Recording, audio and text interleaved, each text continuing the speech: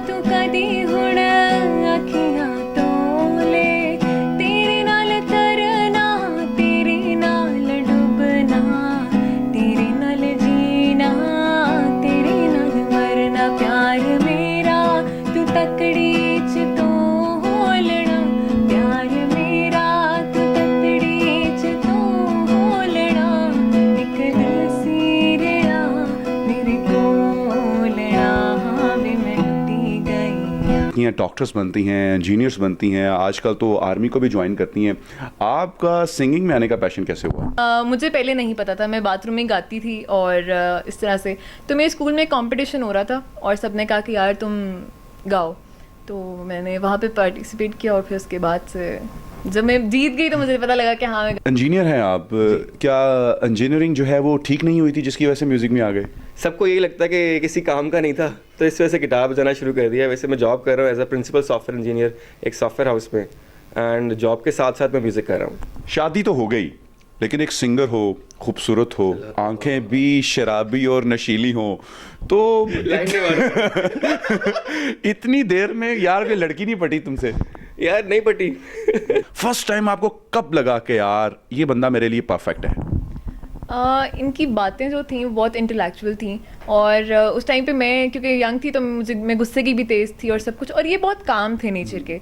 मतलब किसी ने कुछ भी कह देना, इन्होंने आके हमें बताना कि यार देखो मैंने इस पॉइंट पे गुस्सा नहीं किया या इस पॉइंट पे मैंने इस बंदे को ऐसे ट्रीट किया। तो मैंने कहा यार कितना आइडल बंदा है ये, मतलब ऐसा होना चाहिए। रोटी उत्ते की माँ है, रोटी उत्ते की माँ है, तुसी पावे सड़ दे रवो, साडा कल वाली माँ है।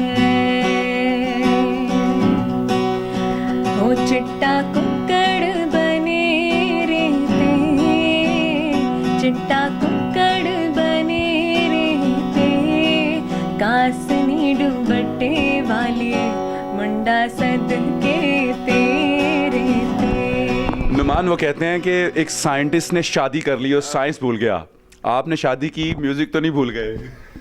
म्यूज़िक के अलावा बड़ा कुछ भूल गया। मासूम है, दिखने से तो बहुत मासूम लग रहे हैं। बिल्कुल भी नहीं। डांट वगैरह पिटती थी जिस वक्त आप म्यूजिक में? बहुत ज़्यादा। तो आप तो इतनी मासूम सी लग रही हैं और घर वालों ने लगता है काफ़ी केयर की हुई, तो जिस वक्त उन्होंने डांटा होगा तो आप तो बेख्तियार वो कहते हैं आंसू बहने शुरू हो गए होंगे। एक्चुअली ये हुआ भी था, जो हमारी फर्स्ट परफॉर्मेंस थी जिनके लिए हमने इनको बुलाया था वो अच्छी तो हुई थी, लेकिन मुझे ऐसा लगा था कि मैंने अपना बेस्ट नहीं दे पाई मैं, क्योंकि फर्स्ट टाइम ऑन स्टेज इतने बड़े प्लेटफॉर्म पे परफॉर्म करी थी। एग्जाम्पल, ये स्टेज के ऊपर परफॉर्म कर रहे हैं और किसी ने इनकी आवाज़ सुन ली है और लड़की कहती है कि बस मैं इसी पे रह गई हूँ, आपका क्या रिएक्शन होगा? कहूँगी भाई लेके जाओ, नंबर लो, सीखो गिटार, मतलब तुम भी कुछ करो। इमरान खान साहब ने ना 1 करोड़ नौकरियों का ऐलान किया था। अब नौकरियां तो नहीं मिल रही, लेकिन एटलीस्ट बेवा के हस्बैंड को तो नौकरी मिलनी चाहिए कि नहीं?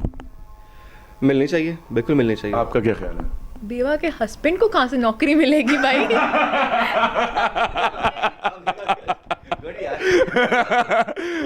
तो आप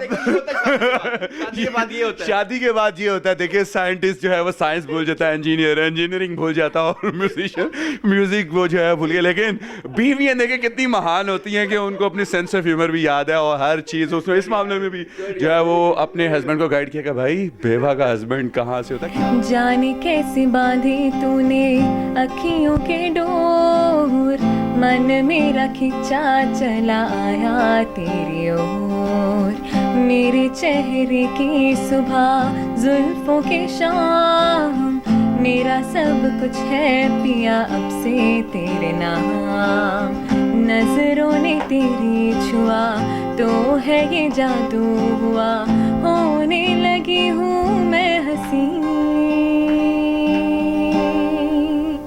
आफरी आफरी